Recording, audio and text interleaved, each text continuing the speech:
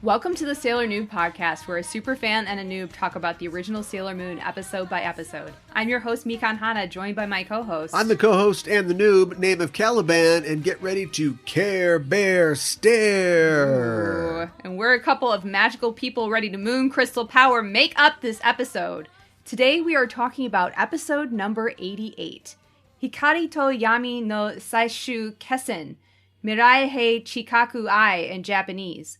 The final battle between light and dark, pledge of love to the future, the English translation, and the English title, Final Battle. Yeah. Yeah. How about, I guess, Care Bear Stare is taken? Does it kind of seem like, I don't know if it's like media for girls, for young female Watch girls, it. or if it's just a cartoon thing, but it's like the bad guys, you know, is sadness. The bad guy is a bad emotion made manifest. Yeah, or G.I. Joe is fighting Serpentor and Destro, but like over here in Sailor Moon and the Care Bears, we're like, oh, ennui, my old foe. That does seem to happen a lot, and I mean, I am a big fan of Care Bears, and I think like colors often play a big part in a lot of young girl cartoons. And I'm thinking of like Rainbow Bright, like the bad guy it's like all dark and murky, and they like suck the color and the brightness and the fun and the joy out of everything. We've all got a friend like that. Yeah. So, yeah. Wiseman is a downer. He will make you only see hate in the world. It occurs to me too that we have sort of adopted some of that because one of the main characters is a child. Yeah. And so if the Care Bears are aimed at small children, like the audience for the Care Bears is one of the heroes of this thing. And so maybe we are tapping into those themes. Just a little while ago, we had, an incestuous pair of aliens that wanted to take over the world. And before that, we had, millions of years old witch who was kind of jealous about somebody's boyfriend. So she's going to invade the moon. Yep. So, but now it's like, bad feelings, man. What do you do with them? Yeah, he's not very well defined, and we can don't give it away. Talk about that more later. I guess there's no bad feelings on our Patreon. You're right. At patreon.com/Sailor Noob. Just good feels. Where it's good feels all over the place. It's a vibe. It is a vibe. Yeah. Where we're talking currently about anime series, watching the first episode on a little segment we call Animetification. Yes. Recently we watched the first episode of Azumanga Daioh. Yes. Which means the king of Azumanga. Yeah. But Azumanga is just like the name of the author combined with manga. So it's like, I don't know how to name things. Yeah. Just enjoy my hilarious series. Right. And it is hilarious. And it's a lot of fun. Yeah. Yeah. So random, and just like the different it's so random. It is. Yeah, it is. And like the different art styles and stuff like that. Yeah. It's interesting because it's a high school like drama comedy slice of life, but it's very unique. Like I feel like it's very different from any other anime like that I've ever seen because it is so random and so out there. Part of the fun is finding things that are something that is a slice of life, or something that is just off the beaten path, isn't your usual, here's a sword, you're the chosen one type situation. I became a slime and I'm in a dungeon, or I don't know, whatever it's called. Something. There's a new trend in like doing those classical ones, but then there's some weird like element to it. Twist. Like I'm in a video game or something. Yeah. And I'm looking forward to what we're talking about on our next show, which is the anime Given, which is based on a manga, of course, and has also recently become a live action series. Mm-hmm. Which I am going to check out if we end up liking the comic. But it's about a band. It's like 4 boys in a band. Yes. And it's also a yaoi story. Mm-hmm. And so it's kind of like a love square, from what I understand. Yeah. Which a lot of very strumming interesting. and a lot of looks. A lot of look over the drum set. Furtive Look looks. over the microphone. So-and-so like so-and-so, but so-and-so like so-and-so. Mad at so-and-so because so-and-so hasn't said, said it back. I don't know their names, so. Right. So hopefully we'll know those soon. But yeah, we're doing all that and we're having a good time. Yeah. And we also talk about the live action series, Pretty Guardian Sailor Moon, which we'll be returning to soon. Yep. So if you want to join up and become a senshi in our squad, go to patreon.com/Sailor Noob. So I'm pretty excited to talk about this episode. So I know we got a lot to get through. Would you like to give us a breakdown? Yeah, I'm going to. I will. I'm a little reluctant. It's the end of an era. It is. We are reaching the end, the final station of this thing. Mm-hmm. And I'm trying to delay it even now by continuing to talk and say things that don't really matter. No, but we begin kind of where we left off, but we are somewhere. We don't know where. Mm-hmm. We see bolts of red energy crackle through a void, and we see the dark reactor looming ominously. We also see Chibi. Little girl, Chibi, her head in her hands as she's floating in the void.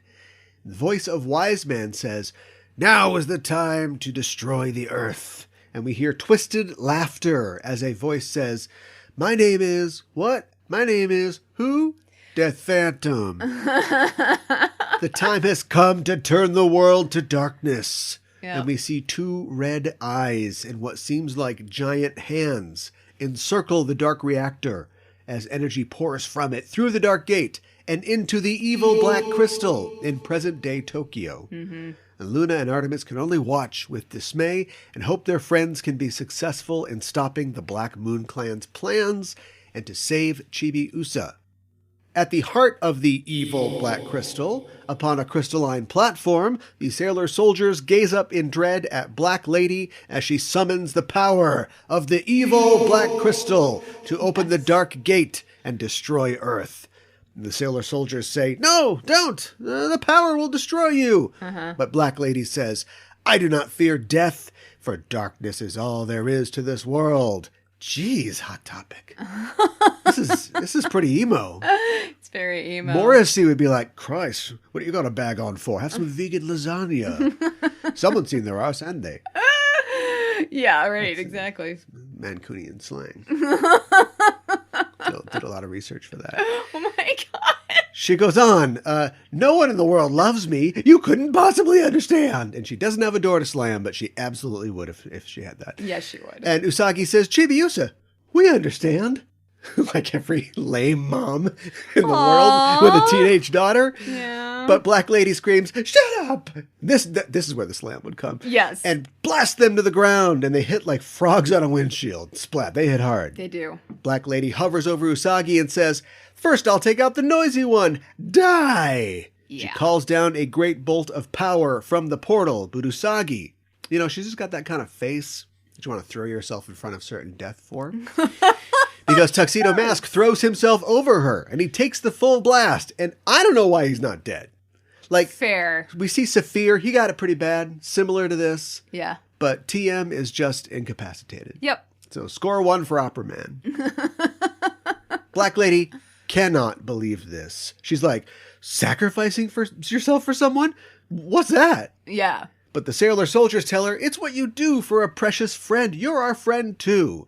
Usagi says, "We can't afford to lose you." And Mamoru somehow says, "I know. You are loved more than anyone." Yeah. Black Lady struggles with this, but the voice of Wise Man says, "Do not bother with this drivel. Truth is within the darkness of all things." Mm-hmm. Now he's doing it. Yeah. It's truth, love. There's a git that never stops talking, if you know what I mean. I don't know what you mean. Like there's a light that never goes on. Okay. There's a git that never stops talking. He says, "Accept this, and I will send you the power of the evil black crystal." And a column of purple energy bathes Black Lady in evil light. She says, "I won't be fooled. Soon this world will be turned to darkness." And she blasts them with a dark wind. Usagi and Tuxedo Mask remember, I think, the king's words? Is he the one that said this to him? He says, "You'll be tested. Indeed, you have to stand up to it." Yeah. "You'll be no match if your love is fickle and insecure." And Tuxedo Mask and Sailor Moon clasp hands, and she says, "Just you watch. I'll save Chibi-Usa." Mm-hmm. Tuxedo Mask, who's fine now, I guess. I know. Says, let us overcome this trial with our combined powers. Although he's not going to do anything. I know. But don't worry about it. It's his support. Yeah. Together they stand up, and Usagi says, I'll free you from this dark influence, Chibi-Usa. She opens her brooch to reveal the silver crystal. But Black Lady says, I won't be defeated by the puny silver crystal. Usagi holds the brooch aloft and intones moon crystal power. And everything is enveloped in bright light. We cut back to Crystal Tokyo. And we see the slumbering Neo Princess Serenity as she begins to glow. Back in the evil Black Crystal, Usagi has transformed into Neo Queen Serenity. Yep. And she says, small lady, remember when you were young? And the crescent on her head begins to flash. She's got a whammy too. Yep. And Black Lady is affected by it, being thrown into a memory of the past. Chibi is crying on the ground. This is the memory that we saw before of the park. And the day she almost caught that frog. And the queen says, do you know why we did not reach out to you that day? We wanted you to have the strength to stand on your own.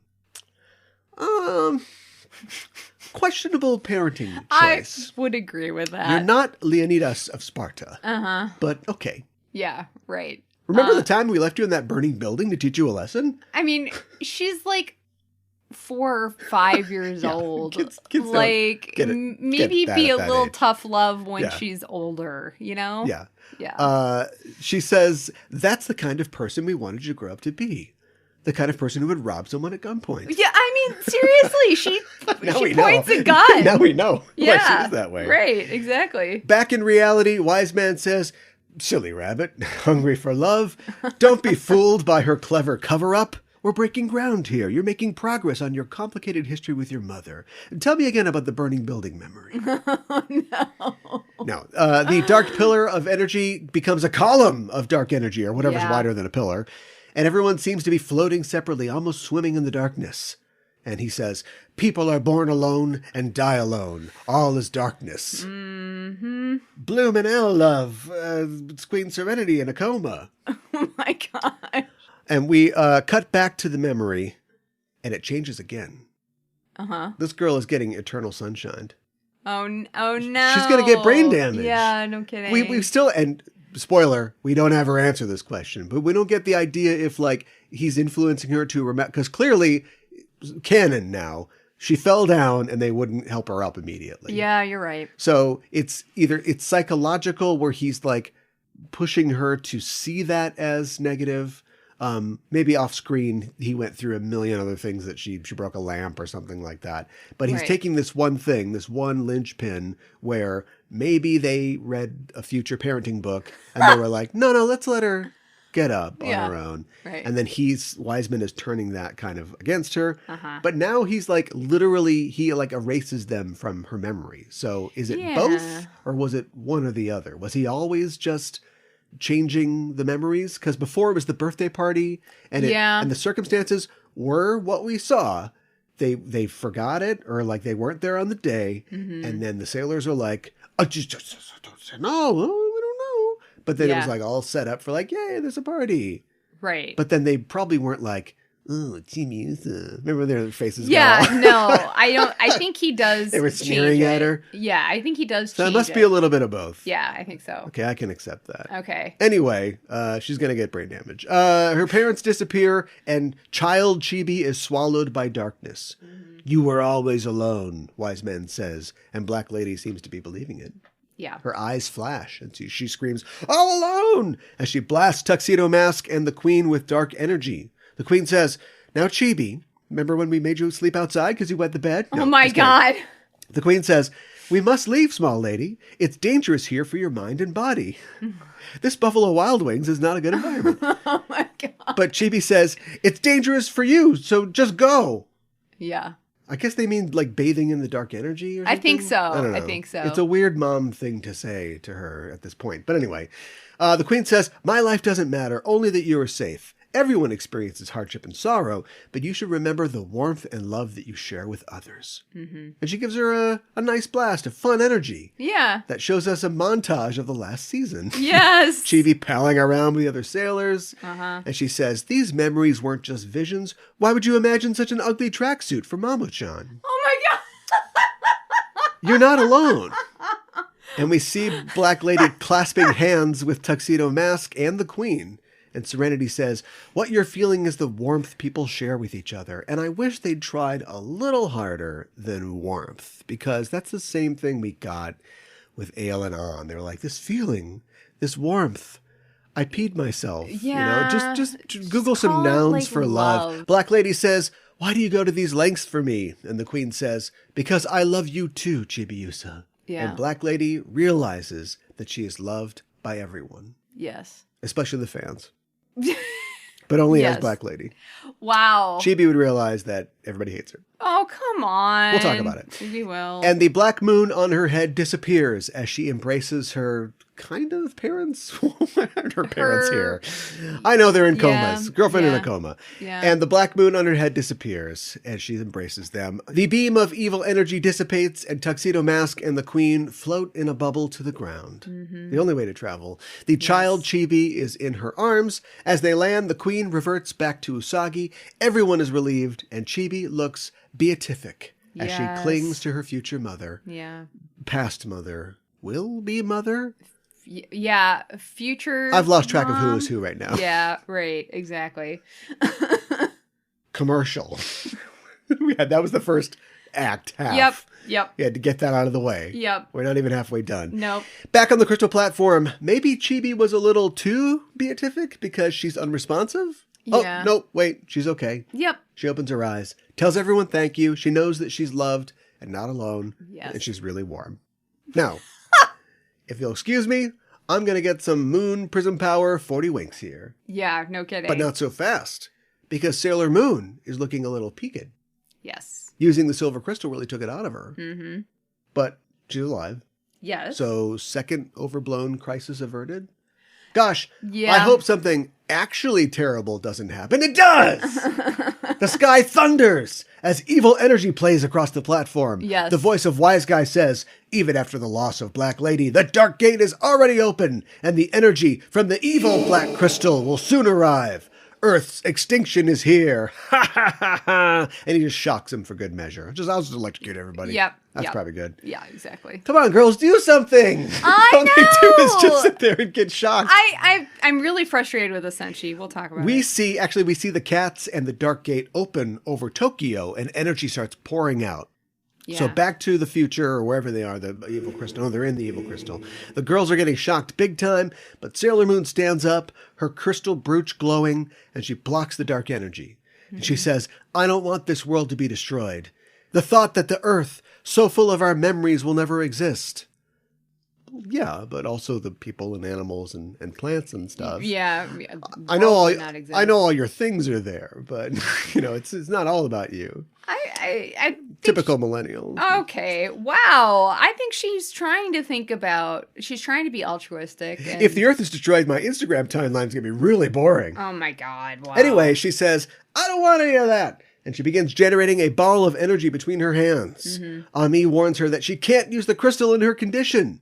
Nevertheless, she persists. Yes. Wise Guy tries to blast her with energy, but she again becomes Neo Queen Serenity. Yep. And she raises her energy ball aloft as Wise Guy does the same with his crystal ball. Mm-hmm. And this is where we get the power battle montage. Mm-hmm. There's a song that sounds kind of like the Mortal Kombat theme a little bit. I think this is somebody's image song because there's like words and everything. It's not. Oh. We will talk about it. Okay, we'll talk about it. Yeah. Wise Guy says, now that the dark gate is opened, the silver crystal is powerless. Yes. And they engage in a power tug of war. Yes. Everybody gets to say Usagi. Usagi!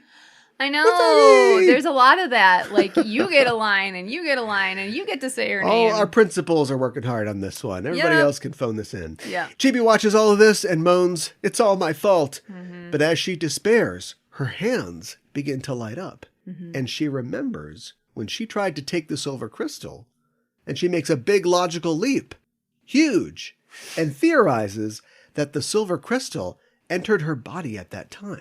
Yeah. Okay, kid. Yep. Holding the future silver crystal in her hands now, she tells Mamoru, I'll protect everyone with the silver crystal. Yep. And Mamoru and the other scouts rise to their feet to finish the fight. Usagi/Serenity struggles to hold off Wise Guy's energy as Chibi holds her crystal aloft and says, Silver Crystal, lend me the power to protect everyone. Mm-hmm. And as she does, her clothes transform to her small lady robes. Yes. She calls for the power to protect everyone, and the sailors lend their star power to the combined moon crystal powers of the two crystals. Yep. Crystal's power, engulfing Wise Guy and the Dark Reactor in pink energy. Mm-hmm. Things get calm, and Sailor Moon and Chibi are floating in this pink energy. And Usagi thinks, are we dead? Which is, I think that's what she says at the end of season 1. When she wishes everything away, she's like floating around. Well, maybe at the end of season 1, but I know it also happens when she gets her power up, when she gets the moon stick. In R. That's what I'm thinking of. Yeah. If they lose their memories again, oh my God. I will lose my mind. A voice says, you two are not dead. The power of your crystals and your wish to protect everyone caused a miracle. And Chibi recognizes this voice as her mother's. And it says, come, everyone is waiting. Back on the platform, Usagi and Chibi wake to find their friends watching over them. And Usagi and Chibi embrace. In Tokyo, the evil black crystal shrinks and is no more. Yes. As the sun rises over Tokyo. Yes. Evil. Just one more time. In the park, sometime later, Chibi prepares to say goodbye to everyone. She's got Luna P with her, and do you think she'd have like a suitcase? But she doesn't. And she tells Ray, tell me my romantic fortune again. I think she says someday. Someday. Yeah. To Ami, she says, help me with my homework again. Yeah. To Makoto, she says, thanks for the delicious lunches. Yes. And Minako says, don't mind your bed anymore. Read the park, Mina. I know. Read the park. And Chibi's like, all right. And she says, let's play together again. Yeah. And she turns to Usagi. No, Momo, not there. And she turns to Usagi. Good point. And Mamoru's there, and she doesn't know what to say. And Usagi is similarly tongue-tied. Yeah. But they eventually rush into each other's arms. I know. And Chibi says, thank you, Mom. I know. She takes out her time key and says, goodbye, everyone, and disappears into the future. In the future, we see her running through a field. We see the restored Crystal Tokyo behind her. Her mother, father, and the sailor soldiers are waiting for her. And she curtsies daintily and runs into her mother's arms, who welcomes her home. Yes. The end. Sorry, this episode makes me emotional, and like even as you were like describing that last part, I just was like, you can hear it in my voice. I can vamp while you put yourself together. I was getting emotional. No, we can talk about it more, but I just I know that there is a lot of hate or dislike of Chibi-Usa because people find her annoying or like they think that she's mean to Usagi, but I just think she's Scrappy-Dooed it.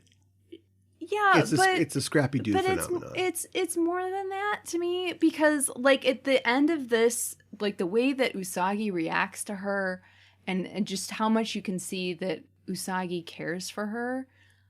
How can anybody hate her? I mean, she's just because of Scrappy-Doo. Okay. No, look. I don't think that she's a Scrappy at all. Although I think that it's a similar kind of circumstances, but, but like it's true that it's the most successful part of this season. As we, I guess, give away our season wrap-up show, is the completion of the emotional arcs. Yeah. When you think about the first Sailor Moon plane, I don't know if there is an arc. Let's call it classic. Classic, all right. Sailor Moon nothing. I don't know if there is an arc beyond Usagi just, going, oh, okay, well, I'm a superhero. I am a superhero. And it's tough to be a superhero, and you have to give it all and sometimes, spend it all to be a superhero. And the Alien On arc is like, it's kind of like their story. It's kind of like they're the ones who are developing. Yeah. And so this, we settle in and we go, okay, though, but like, what does it really mean to do this? And what does it mean to not get what you want and work to get what you want? And then also, Chibi, what does it mean to be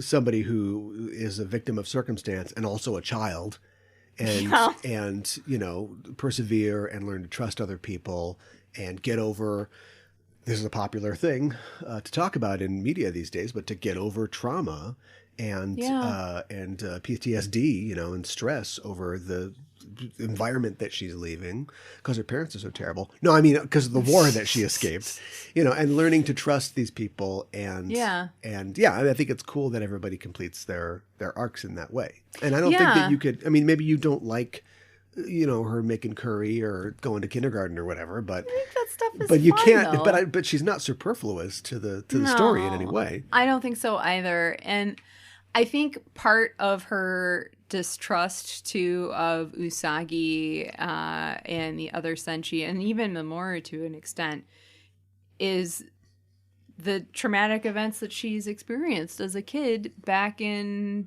Crystal Tokyo with like maybe she feels almost like her mom, being attacked. She almost feels abandoned by her in some ways, or just this traumatic thing. Yeah, something that they like them sandbagging us with like the whole future silver crystal thing hurts that, because you realize eventually she broke like the most expensive lamp of all time. Yeah. Like she thinks that her entire world was blown up because she did it. Because she lost this crystal. Yes. And so of course like her mom is going to be mad at her.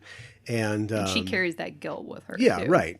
And we don't, I know they want to keep things secret, but we don't really get a chance to really get elbow deep into that until like the end of the series. I agree, and I think that they held back a little too much, and we've talked about this before, but there was a lot too many episodes, right before they went to the future and in the future that were just exposition dumps, and I think they could have parsed that out in a more fun way, and we could have built on stuff like more, and I also think we could have spent more time in the future, and how cool would it have been if they had gotten a chance to, the Senshi had gotten a chance to interact with their future selves. Yeah, plus considering we're probably not going back, I'm assuming that we're not going to go back to the future, so, if it's not going to become a new setting, then, you want to get everything you can out of it now. Right, exactly. Also, I'm still, I'm mad that, like Pluto's arc in R it's arc in the manga is amazing, and it's so powerful and so strong, and I'm just so mad that they weren't able to put that in any way, really. And I think it seems kind of like a letdown. Like, you meet a whole new Senshi.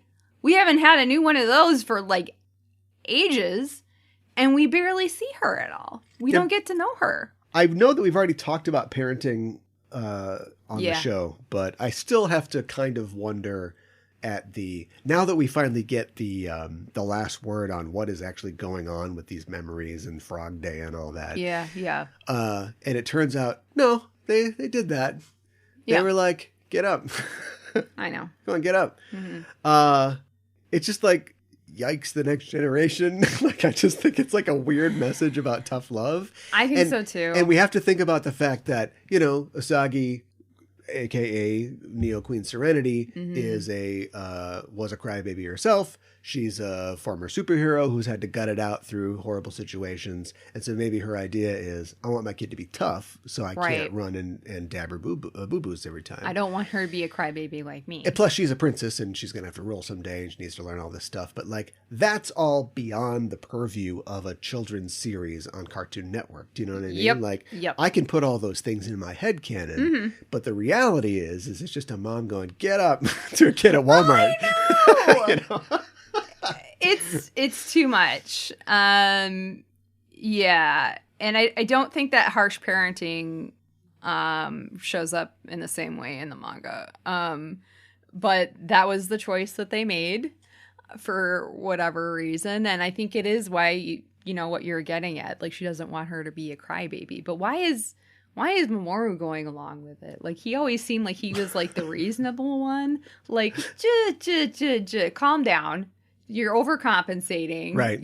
Don't overcourse correct. Yeah, he was totally, he even had the puppet arms crossed, just shaking its little head. Yeah, right? Get up! I know we'll talk about the villain when we talk about Villain Gauge. Yes. But I did want to just mention, we mentioned the Care Bears thing before, and I think it's interesting that the villain is essentially nihilism in a bedsheet.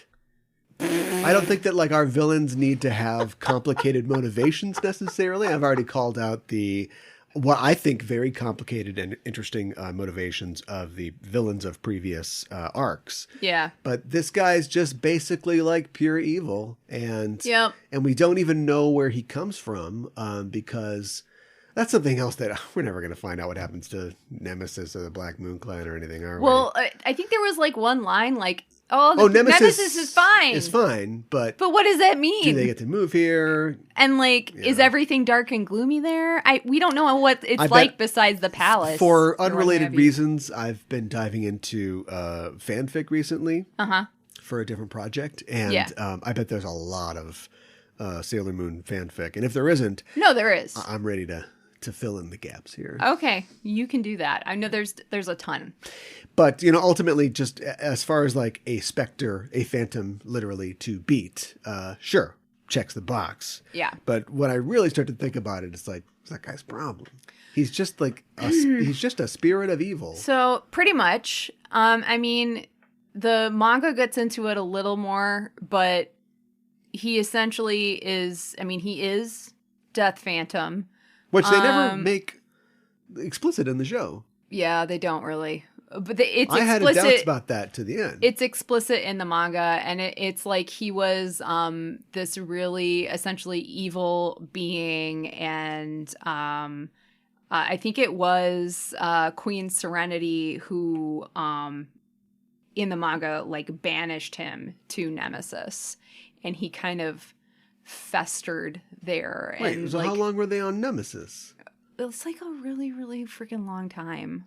Oh, the original Queen Serenity 1. No, Usagi. So wait a minute. So they're old. Oh no, this is your whole thing about in the manga. Chibi's 900 years old, but she's a child. Lifetimes. And it's okay. Tell to the judge. Yeah. All right. Yeah. All right. Yeah. Well, I don't want to hear about that. Okay. It seems that's fine. It also seems like Black Lady wasn't really that important. It just seems like we got another doll to sell. Because she's part of this thing, and she's got the power or whatever, and then we bring her back, and it's a nice moment, and Wiseman's it doesn't really matter. Die. I suppose if they hadn't turned her back, ultimately they would not have the power of 2 silver crystals to beat Wiseman's power. Right. Although we never get any idea of the power levels, of the limits. It isn't like halfway through the series, we try to take on Death Phantom with 1 silver crystal, and it doesn't work. Do you know what I mean? The only thing I can think of is that she tries to use it on Demando, and it just doesn't work. And I don't know if it's because the energy of the crystal is throughout the entire palace. That's our key to tell us that 1 isn't enough. I think 1 she tries to enough. wake up, herself in the future, and it doesn't work. And so, we see the crystal not working a couple times. What's the cure for that? Another crystal. Right. So, and just having the villain yell, "That's not going to work. That won't work. That'll never work." Well, you're the villain. Why am I taking your word for it? Right. I can run, but I can't hide. I say we hide. Yeah. Let's use the silver crystal. Why would you tell me the truth? He would never tell you the truth. Right. That's his thing. He tells lies all the time, and so ultimately we makes them just believe kind of lies. did this before, didn't we? This is just another evil spirit who wants to lay waste and destroy, and we beat it with the silver crystal. Well, we did that. I was going to save this for the villain gauge. Maybe we should. We've kind of blown the whole thing here. Let's just rate it right now. I'm ready. No, we'll get to it.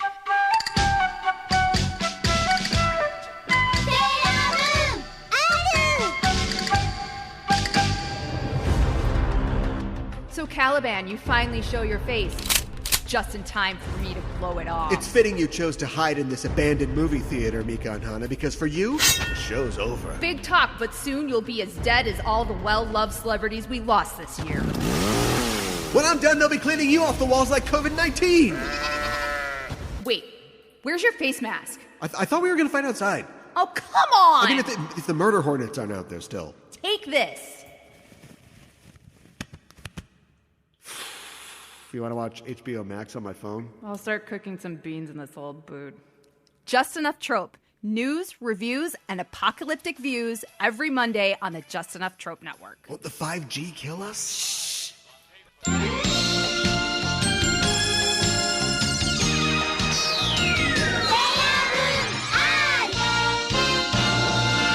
If you're Kuro Miru or curiously looking around, we talk about elements of Japanese culture within the episode. Today we are going to talk about cults in Japan. Yeah.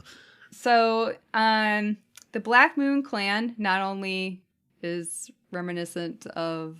That's the Wise Man cult. That sounds like a cult, It does. It does. Yeah. Yeah. The Black Moon Clan is very similar to a cult.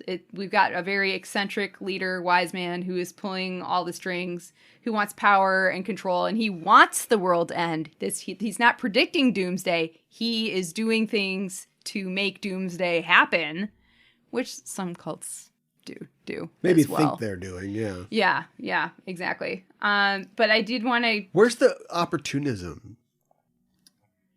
That's one thing that I don't know.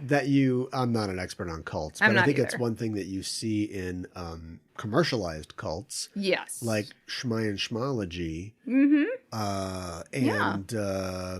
What's something else that's not going to sue me? Nix 'em. The arraignments already came through. They already booked them and sentenced them. So nix 'em. Yeah, exactly. You know, the idea that like, oh, you're going to pay in, but then you're going to learn the classes, then you'll reach level 14 or whatever. Yep. And then, so there's this pyramid scheme of steps that you're always continually climbing. Yeah. What was that with the Black Moon? Maybe it's that promise of like, we're gonna get over to Earth. Yeah. But I'll need a deposit of 10,000 space bucks. Well, he kind of like corrupts Demando over time. And he definitely pits them against each other. Yeah, he totally does. Yeah. Yeah, definitely. I did want to give just a brief trigger warning because we will be talking about things that are kind of upsetting, including violent acts, terrorist attacks, and, terrorist attacks, sometimes murder as well. So I just wanted to get that out there. One thing that I thought was really interesting when you search about cults. Well, when you search Japanese cults in Google, the Wikipedia article that comes up is something called Japanese New Religions. New religions. And so this is described as our new religious movements established in Japan. In Japanese, they are called Shinrikyo or shinkōshūkyō. And Japanese scholars classify all religious organizations founded since the middle of the 19th century as, quote, new religions. Thus, the term refers to a great it's a wide diversity of different organizations, and most came into being mid to late 20th century and are influenced by older religions like Buddhism, Shintoism, Hinduism, and Western influences like Christianity, the Bible, and the writings of Nostradamus. So, wow. I knew you were going to say that. So post like Meiji Restoration, as far as the Japanese are concerned, Christianity is a new religion. No, they don't consider Christianity. Oh, that gets religion. grandfathered in. Yeah, but there's new religion seems like a nice word for cult. But the thing is, it's hard for me to determine whether it's a synonym. And is it basically the same thing, or if Japan even makes that distinction? Well, look, they seem to be making a polite distinction because cult has a negative connotation. It does, and so you don't want to say like the Moonies are just selling flowers and just doing what they want to do to be happy, right? So it's like, oh, that has to be a cult. It's a new religion, right? And they do consider things like a Jehovah's Witness, for example, is considered to be a new religion. Okay. Which, by the way, I read is the second most popular Christian denomination in Japan. Well, they have all those bikes. Yeah. I know. Yeah, you gotta look that one up. I joined this cult for the sects. Oh my God. What? SECTS. Okay, I get it. Wow. All right, that's my cult joke. So, it's kind of hard to determine what exactly they consider a cult, and I think some of these new religions, some people in Japan think of more as being more cult-like and look at more with a side eye than others. Okay. And so I don't think that they think of all of these quote-unquote new religions in the same way. Sure. And just to get a little bit of footing and understanding as to why there are a lot of these quote unquote new religions in Japan, and just to kind of get an idea as to why, World War II, leading up to World War II, Shintoism was really closely connected to Japanese nationalism. Sure. Which it was like the official religion. It was the official religion, exactly. And the emperor, is thought to be a descendant of Amaterasu, so a living god. And when Japan surrendered in World War II, he actually came on the radio and is like, "I'm not a god." And for a lot of people, that was like the first time they heard his voice. And there was this huge thing before, like you hear the emperor's voice, your head would just explode because so for a lot of people it was like, what? And like he was like, "I'm not a god," and it was plus you can't hear the wink on the radio. Right? He's like, "I'm not a god." But it was a really hard thing for people to adjust to and to understand. And but the Shinto state was abolished. Shinto shrines became religious organizations and lost their government protection and financial support. And also, when the Allied forces came in, they were really encouraging Christianity. So they invited a lot of Christian groups. This is one reason why the Jehovah's Witnesses have such a foothold there, because, wow, their mission work after World War II, super awesome. Sure. But this is kind of what started creating the environment, I guess you could say, for all of these new religions to kind of foster and grow. Because like before pre-World War II, anybody who said anything against Shintoism was kind of looked down on and persecuted and that sort of thing. Like you weren't supposed to say anything bad about it.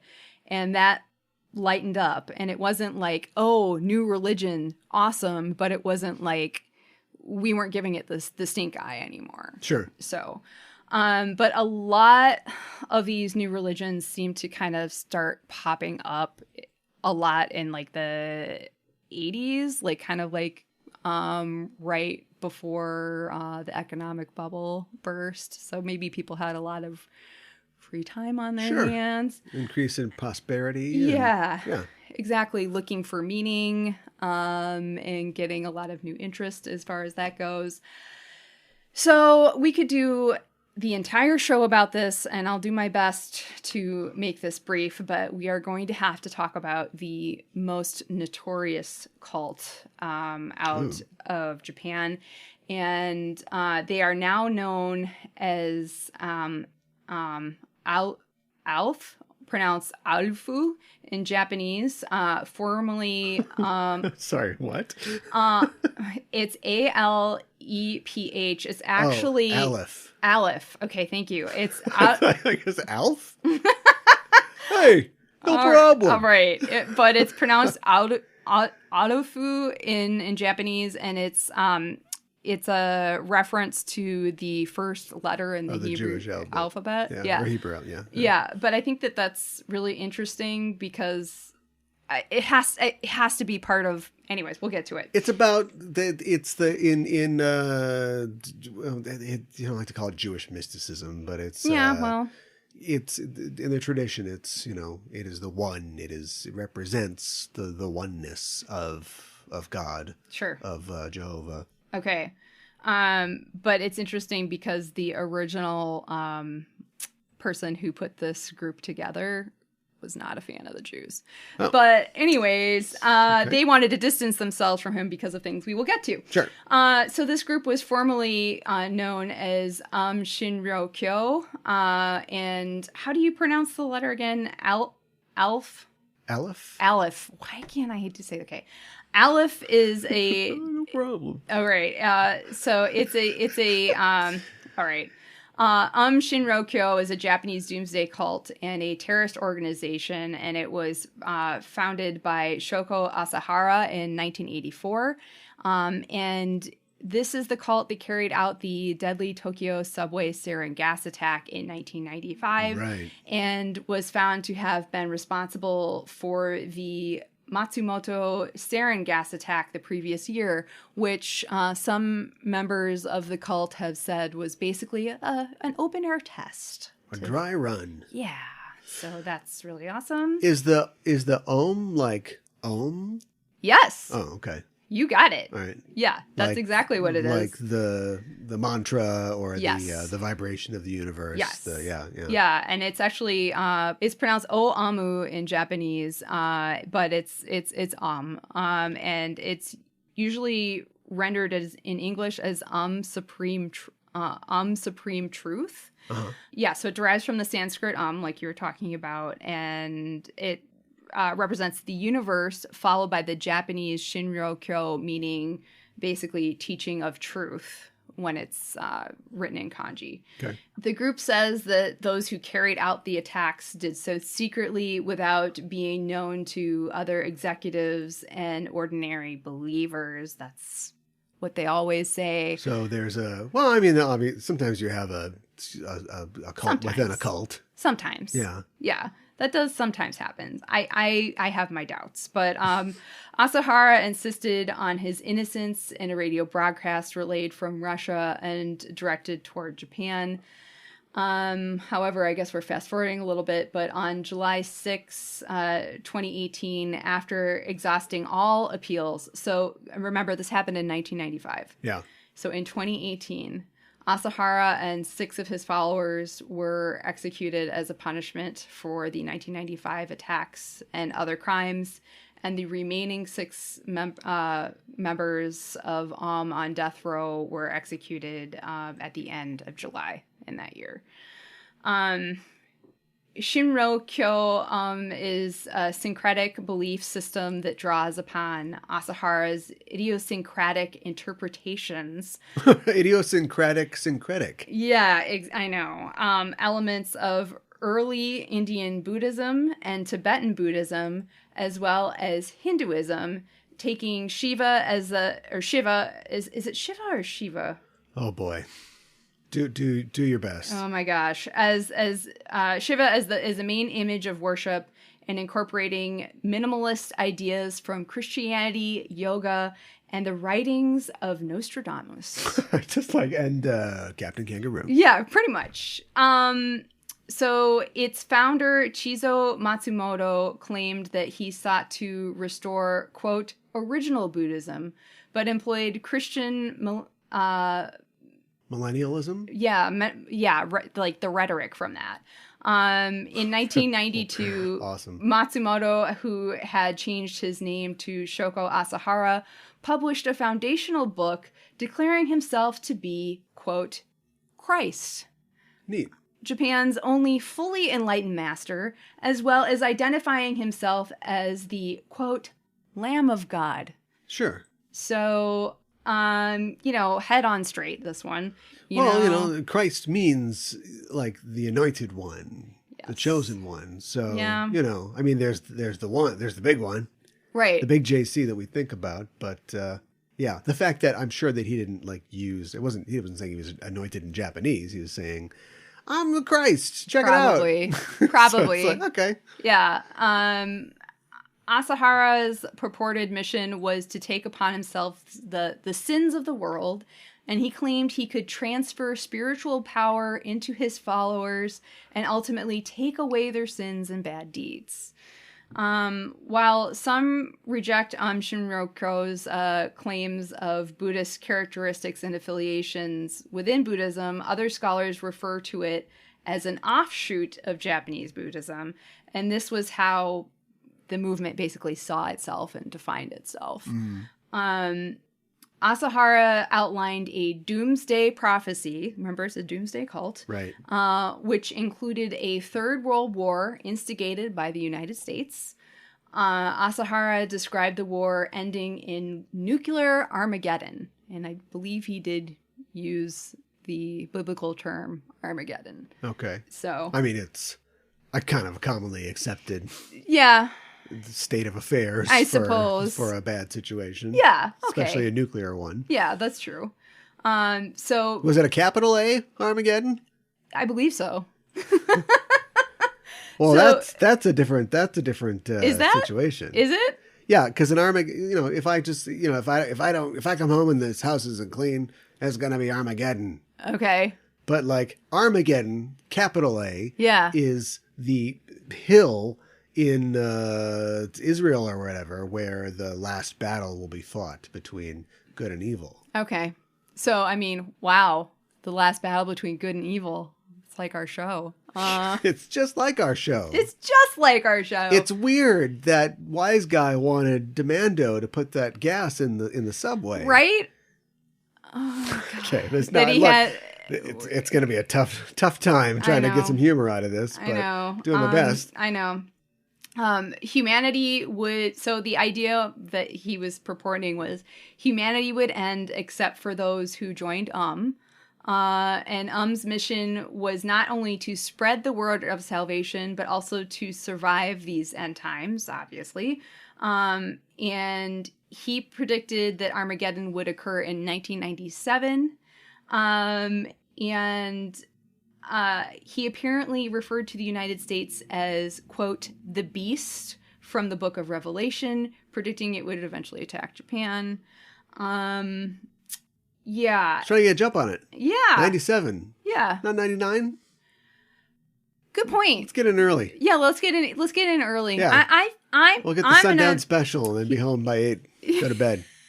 He's like, everybody's saying 99. I don't think that's right. Yeah. I think it's 97. I can end that world in 2 less years. That's right. Just follow me. Arthur Goldwag, author of a book on conspiracies and secret societies, characterizes Asahara as one who, quote, saw dark conspiracies everywhere promulgated by Jews, Freemasons, the Dutch, the British royal family, and rival Japanese religions. And Ghanies. Yeah. This doesn't sound too different than, and they did all this without the internet, or at least with a slow internet. This doesn't sound too different than some of the crackpots that we've got today. I know. Speaking of like, all the good cults, especially doomsday cults, are syncretic. Aren't they? Yeah. It's like your salad bar, take what you want, leave the rest. Like they're going to go, oh yeah, I like that Armageddon, put that in there. Or we're going to meditate. Yes! We got the that's good. Yes. We want, you're the United States is the great Satan. I also don't like pixie sticks. And so that's going to be a big part of this. Yes. And it's just sort of like jamming all these things together. That's it exactly. And it actually kind of, I mean, there's so much about this group that you can read, and there's loads of stuff online about it. But he actually kind of started this group as like, it was like a yoga practice. And there's this photo of him that's supposedly him levitating off of the ground. Okay. That he would use as proof that he, was the chosen one. Yeah.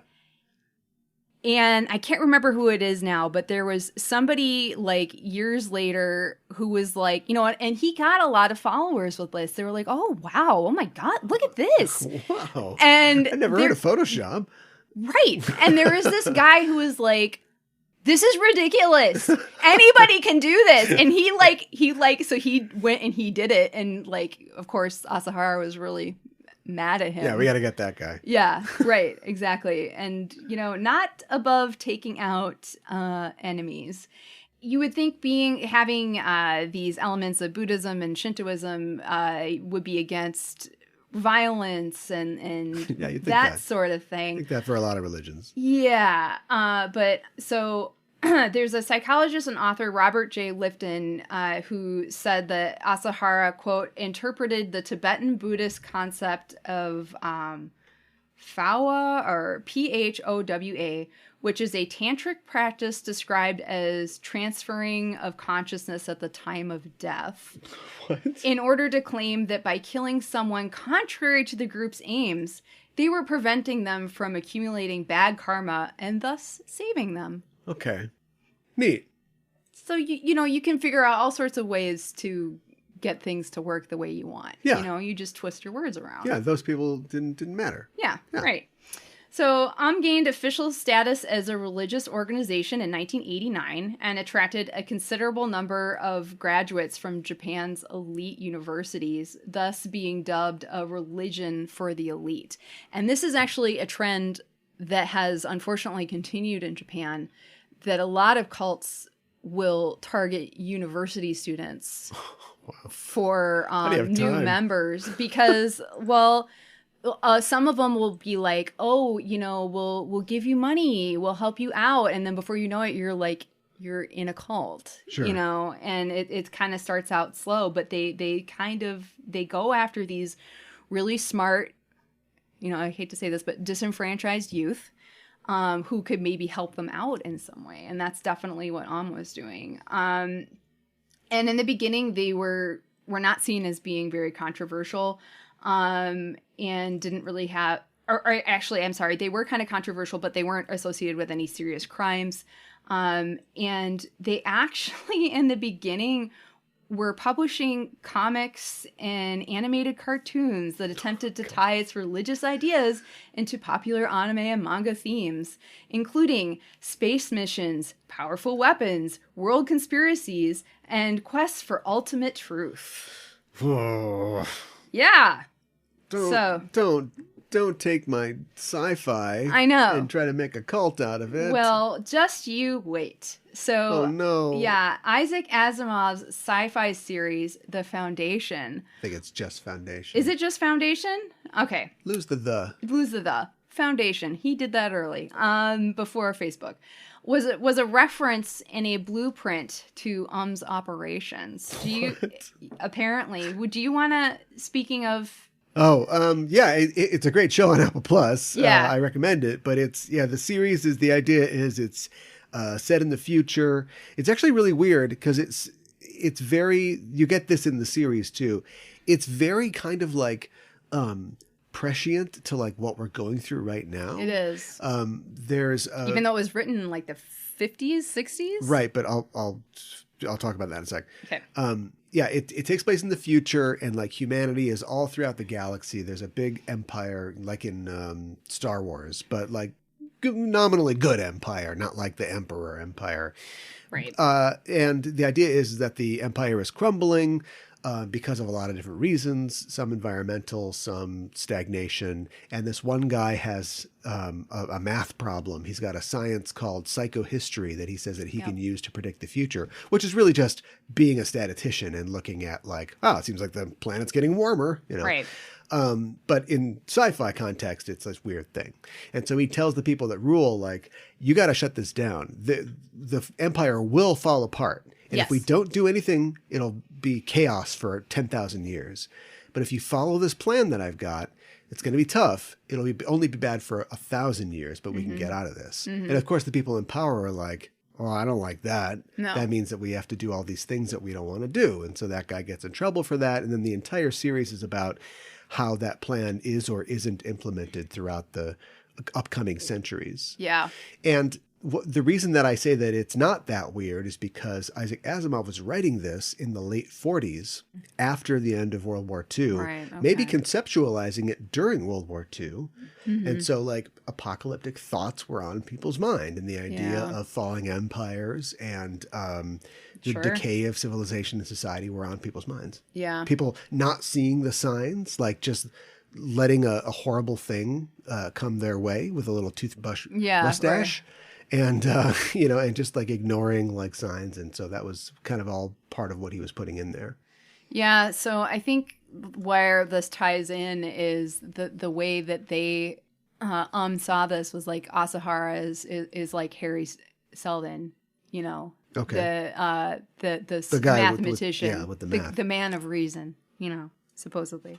And, you know, he's seeing the signs, and then he gets this group of people together, you know, who they're going to survive the doomsday or what have you. Right. But, Right. and rebuild sort of thing. Yeah. So I think that's kind of where that ties in. And if you want to hear more about our review of the first couple of episodes of Foundation, you can check out our other podcast, the Just Enough Trope podcast. Our most recent episode is about that. Yep. So, but on the morning of March 20th, 1995, members released a binary chemical weapon that is most similarly related to sarin, which is one of the most lethal nerve gases. Nerve gas is like quick rundown is bad news. It know is a toxin that paralyzes your nerves basically, and so amongst its other effects, you know, it paralyzes your respiratory system, so you can't breathe, and you basically choke to death on your own sputum. Yeah, basically. And sarin also was invented by the Nazis. I found that out. Yeah. So, anyways. This was like a coordinated attack on 5 trains in the Tokyo subway system that I think the official death toll now is 14, and seriously injuring 54 and affecting nearly 1,000 more seriously. And some estimates claim as many as 6,000 people were injured by sarin.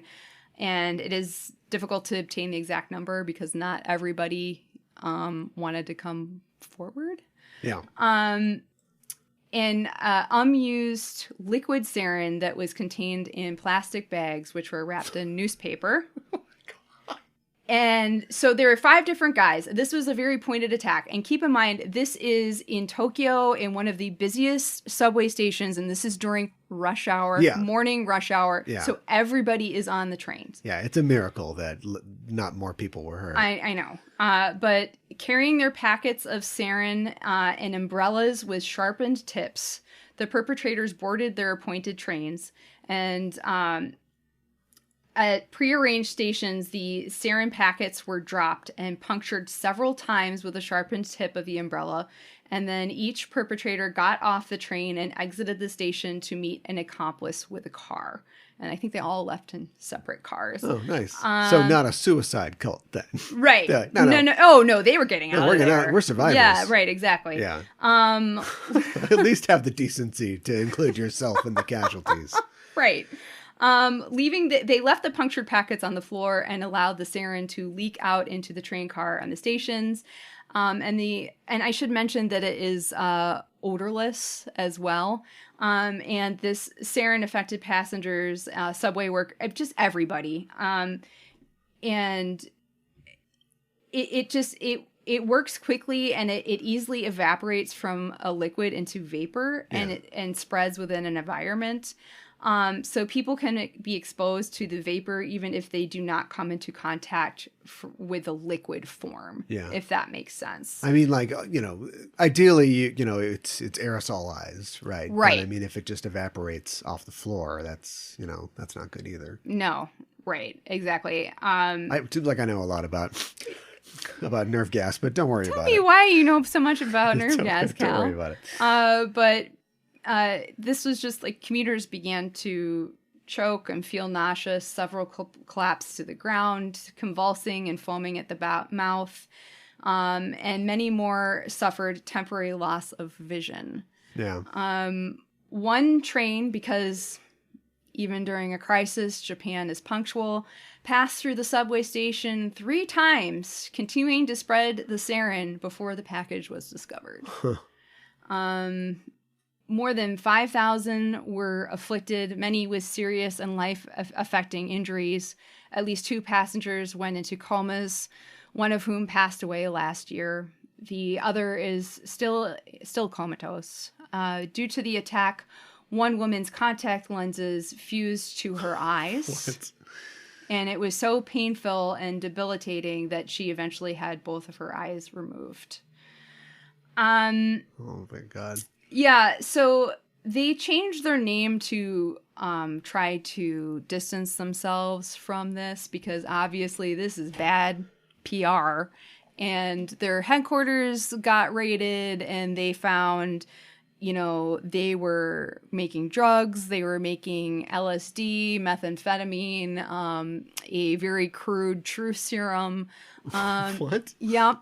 And they had samples of like Ebola, but not like, I guess at the time that was exaggerated. Like it's not as much as you'd think, but they were looking at other biochemical, weapons, sure. And that sort of thing.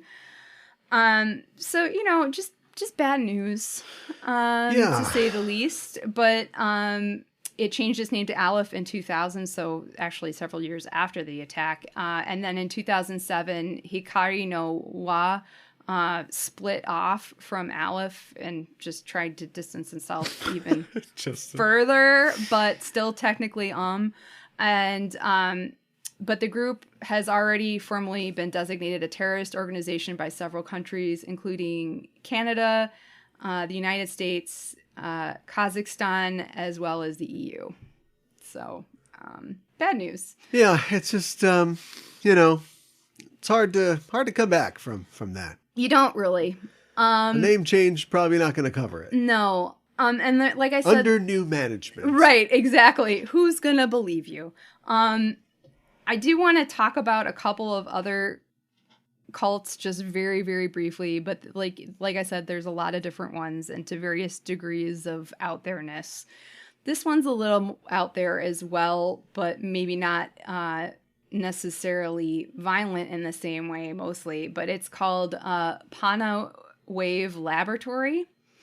And it's an offshoot of a religious group called Chino-Shoho, which is True Law of Chino, based on in Tokyo, and it's founded by a woman, Yuko Chino, in 1977, and combining elements of Christianity, Buddhism, and New Age doctrines. Again, just taking what you want. Right. But basically, essentially, in the mid-1980s, members calling themselves the scientific faction and warnings of evils of electromagnetic waves. Okay. That's important. Sure. Which the group claimed were causing catastrophic environmental destruction and climate change.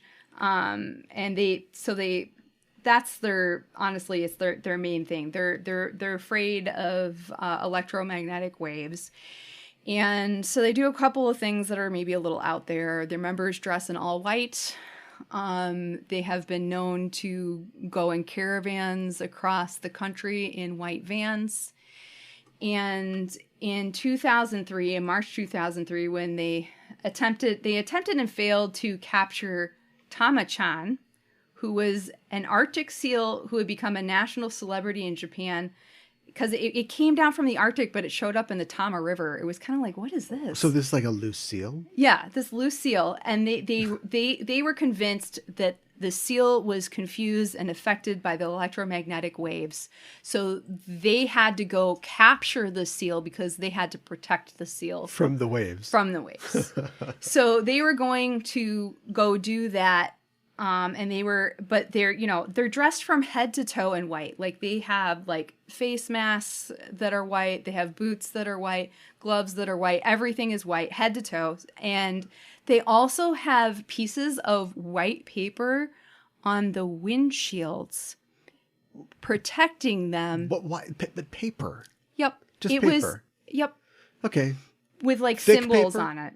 No. It's like the resume kind of paper. Uh-huh. Yeah. Yeah. But it makes it very hard to see. And like they were blocking traffic they kind of created this huge thing and cops are like, you need to get out of the road. And we're like, we're not getting out of the road.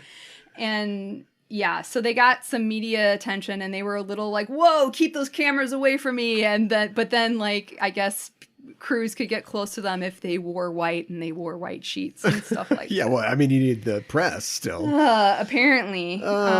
That's fun. So that's more fun than the other one. It is more fun than the other one.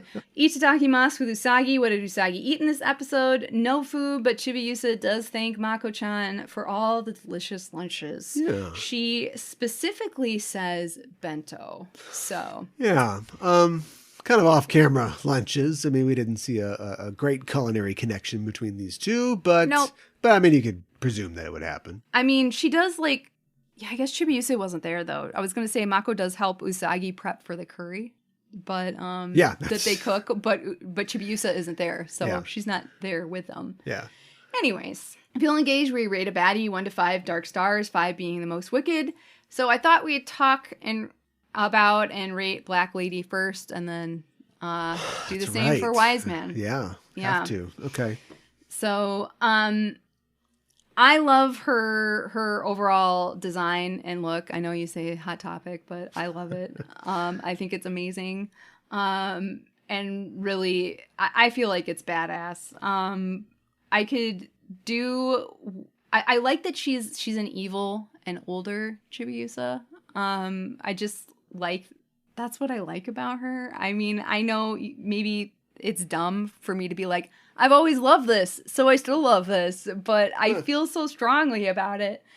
I could do without her kissing and going after Mamo-chan, though, even if in the anime it's just an evil illusion. I could do without that. I just kind of forget that exists. But she's one of my all-time faves, so I have to give her 5 out of 5 stars, dark stars. So yeah, it's the thing is that if you're gonna we were talking about this at the beginning of the show. Yeah, if you can do a thing where you are doing a story about a child who feels that they're bemoaning their lack of agency, and then you give them you make them big. If you do big, then you got to do big.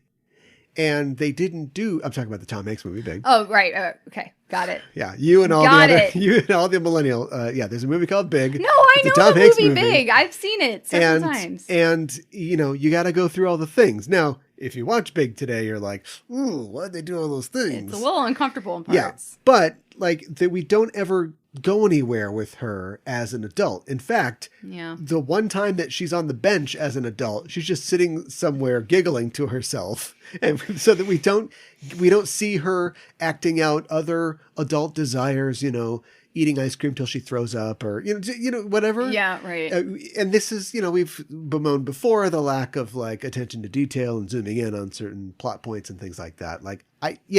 All over, I like the idea. I think it works. We see her frustration at her lack of power, and then she gets what she wants, and that's a big body, with big power. Mm-hmm. But, we connected all the dots on our own. I don't feel like the show really takes any time to do that.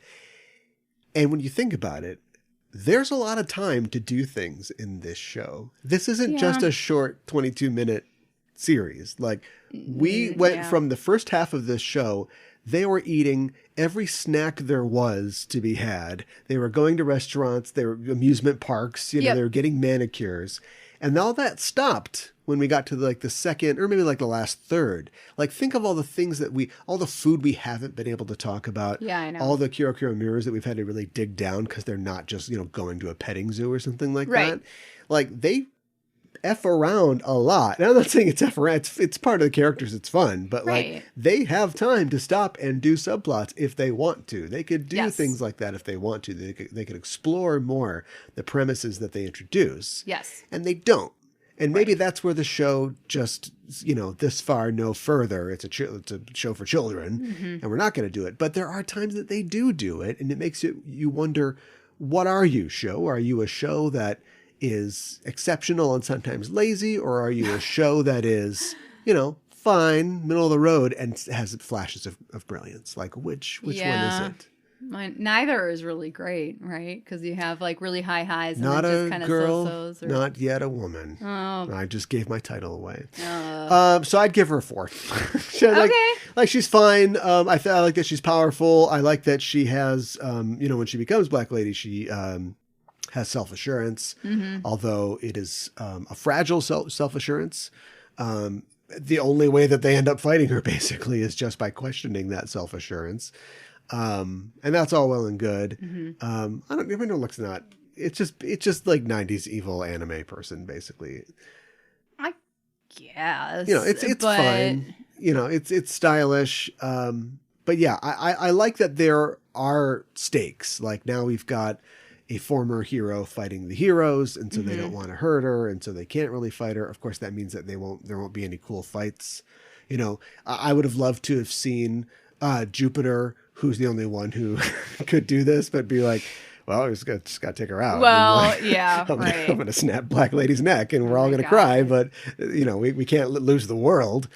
But there isn't anything like that because this is Usagi and Mamoru and Chibi's story, and so all the Sailor Soldiers have to step back and let it happen. So I'm going to give her a 4. Okay. I want her to be a 4. All right. I don't know if she is, but I want her to be one. I think she is. I guess moving on to Wise Man. AKA Death Phantom. Yes, exact Boogie Pop Phantom. So clearly somebody went like, tone it down. Death Phantom, really? Yeah. I was named Death Phantom of the New Hampshire Phantoms. This is my name. It's like, all right. But, lots of people have a stage name. So yeah, right. Something else. Well, we'll just call you Wise Man. Yeah. Doesn't give everything away when you walk into the room. Right. Hi, I'm Death Phantom.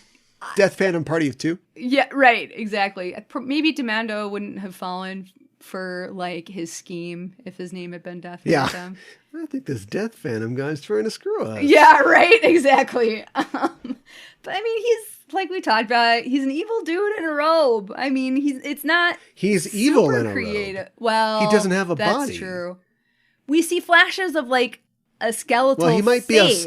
be a skull in a robe. Yeah. But then he's just like silly putty hands. Yes, his hands are really weird. They're like friendly plastic or something. Psychedelic that like break and then like become liquid somehow. So he is just hate in a robe. Yeah.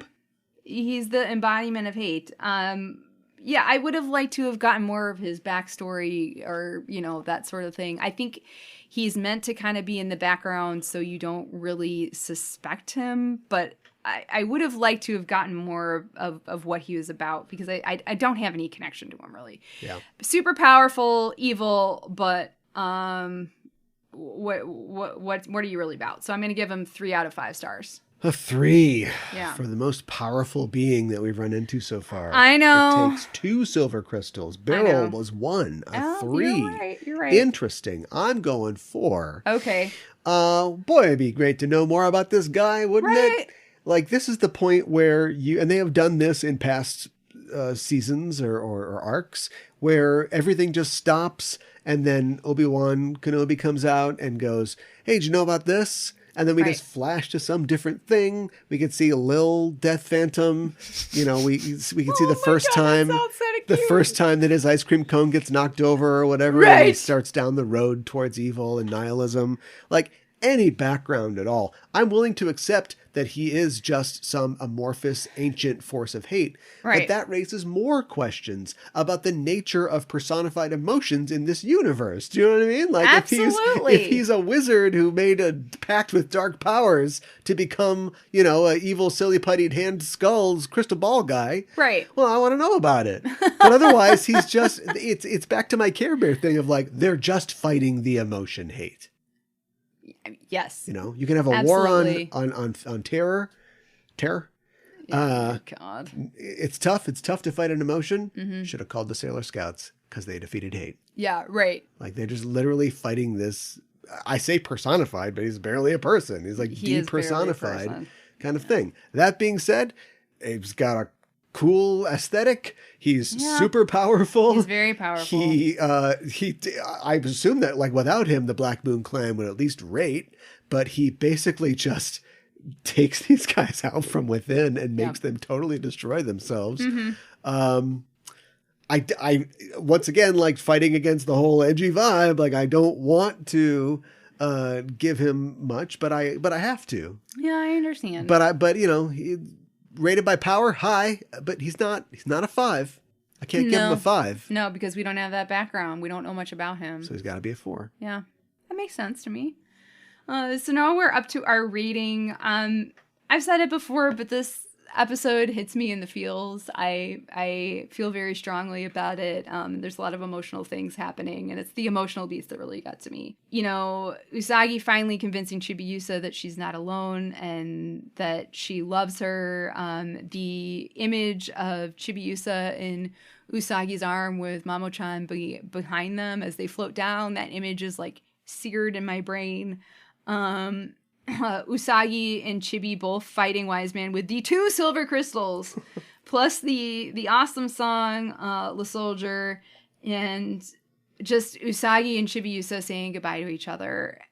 Just really gets to me, and just them just giving each other a huge hug, and then even also like Chibi-Usa going home to the future and finally getting to see her mom, and she saved her. She saved everybody. We don't make a big deal out of that, but this little kid, with the help of Sailor Moon and the Senshi and Mamoru, she saved her family. Yeah. Well, the next time she falls down, maybe they'll help her up. They're like, yeah, we should probably pick her up. Right? So I'm going to give I do wish that the Senshi did a little bit more in this episode. That's my one really big criticism. Besides just saying Usagi's name. But I do love this episode. I'm gonna give it 5 out of 5 roses. Okay. I like it. I once again I think that they so there's a lot of repetition. We've talked about this. We see stuff that we've kind of said similar. You were talking about The Force Awakens before. Very similar structure to season 1, the end of season 1. We see once again the tug of war, not of energy, but of memories and feelings, and like, no, it didn't happen that way. Oh, look closer, it totally did. Right. You're uncovering things. They do that again, but it has they did it before twice, so this could be the 3rd time, I guess. So I can credit them for the structure that just looks like kind of repetition, unoriginal repetition for me. Yeah. So for every thing I like about it, I can find, the cloud in that silver lining, I guess. But that being said, maybe we've been starved of emotion for too long, but the emotion of it does hit home. It's really satisfying to finally see this kid get home. Yeah. And also, a little conversation between Mamoru and Usagi is like, so I want kids someday. He's like, oh, I'm off, or just some acknowledgement of the fact that this completely changes. They were dating on a boat at the beginning of this season. I know. And now they know that they are reign king and queen in the future forever. That has to change how they see each other. Oh, I think it definitely does. Well, I guess we'll find out someday, but not really dealing with that now. Yeah. Maybe it's not the time. I don't know. There's a lot of things that I could say that to detract from this, but I still enjoy it, and I was satisfied by it. So it's not a 4, right? So it got to be a 5. You know what? You are very judicious in how you rate things, and also in the way I rate things. Yeah. It just doesn't, a 4 doesn't, if I could do 4.5, 4 3/4, I would. Right. But I can't. Well, we decided early on that we weren't going to do that, and I think for good reason. And I understand. Sometimes I want to give an episode 8.5. 88 episodes ago that I would be in a situation where I kind of want to give it a 4, but I can't. It's a 5. Yeah. I do think we do get a little, it's the slightest of acknowledgments where when Usagi, after her and Chibi-Usa embrace and she's about to leave, and Mamoru just kind of, she almost looks like she wants to say something else, and he just kind of says Usako, kind of inferring we will see her again. But maybe that's my fan interpretation of that, but almost like trust that we will see her again and that she will be okay and that sort of thing. Sure. And so don't be too sad because our paths will cross again. Okay. That's, you read a lot out of that. I did. I didn't know what to think about that. You got that. I did. I like it. So my English title is Usagi's Resolve, Love Conquering. Aw. Yeah, I know. That's pretty good. It's a dog. Mine is not. My Deke title is Child Support. Oh, wow. Sad. That is so sad. I know. Seriously. Guys, you're too tough on this kid. Well, I mean, it's their child, whether she's a toddler, tween, whatever she is. Right. Or if she's a, booby evil lady, she's still their child. I know, but seriously, I don't understand why it has to be like that, but if you can't love me at my evil booby lady, you don't deserve me at my sweet chibi baby. Well, that is definitely sweet baby true. chibi. Next time, we're talking about episode number 89. Usagi Tachi no Ketsui, Atarashiki Tatakai no Jokyoku in Japanese. Usagi and the Girls Resolve, prelude to a new battle, the English translation, and follow the leader, the English title. Oh, the English title should be Clip Show, because this is a clip show, apparently. It essentially is a clip show, and it gives also a little preview of Sailor Moon S as well. It's crazy that, so I don't know what would make me more mad, if I was a Japanese viewer or an American viewer, because if you're a Japanese viewer, you're like, that was great. Oh, time for bed. And then like next week, it's like, what's this crap? Yep. But if you're an American viewer, it's Friday. It's like Friday night or Friday, after school's out, baby. Yep. We're going to check out this Sailor Moon. They're going to wrap up this whole thing. It's going to be great. Yep. And instead it's just like, hey, check it out. There's going to be more of this in the future. And be like, weekend's ruined. I know. I mean, they have it pretty much wrapped up at this point, but it's almost kind of like, why did you guys also, bother? This is it. I know. There's another 3 years from now, I'll be watching the new show, but this is all I get. I get a flash of what's coming, and then I won't see it for 3 years. Well, yeah, I mean, it wasn't that way in Japan, but I know. No, yeah. And that wasn't the plan. Yeah, exactly. Right. It wasn't the plan. But well, we'll have to talk about the infamous Cloverway dub as we start to wade into that. Yes. But I think next week we'll not only be talking about what I assume is going to be a very plot light. I won't have a job next episode, so we'll talk about the episode, but we'll also be talking about just our general impressions of the season 2, 2A, 2B. Yeah, we got our work cut out for us. Yeah, if we do a similar thing to what we did for Sailor Moon Classic. Yes, you got. We talk about our favorite droids and talk about our favorite villains and things like that, and so just doing a big old wrap up love fest for Sailor Moon R. Yeah, I'm looking forward to that. I think that should be a lot of fun. I think so too. If you've got anything that you'd like us to address or talk about before, because we haven't recorded that show yet, by the time you're hearing this, I believe, let us know on social media. Find us on social media, Facebook, Twitter, Instagram at Sailor Noob. And just let us know your thoughts about Sailor Moon R, favorite droid, favorite villain, favorite hero. And we'll be talking about all that stuff the next time you hear from us. And let us know. Chibi-Usa, thumbs up, thumbs down. Black Lady, Scrappy-Doo or Scrappy-Noob. Yeah, right, exactly. Well, that's our show for this week, and the Name of the Moon will be punishing you next week with another episode of Sailor Noob. Scrappy-Noob.